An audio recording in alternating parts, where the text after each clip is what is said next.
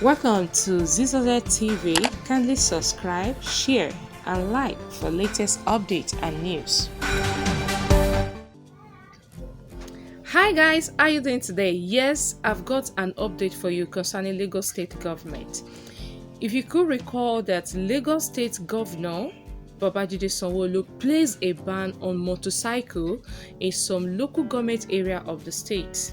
Yes, now to prove now that he is the governor and he is still in power, so the Lagos State government just crushed 2,228 motorcycles that were seized from commercial riders that they deem have violated the ban that was just placed on them.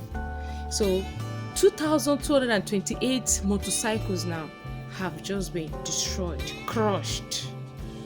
No remedy. So guys, Lagos State is working. Babajide Sanwo-Olu is working. Lagos is moving. That's the update, guys. So what do you feel about these developments? Is that a good step to take? Don't know, but somebody say it's a nice action. We move. That's it about Lagos State government, guys.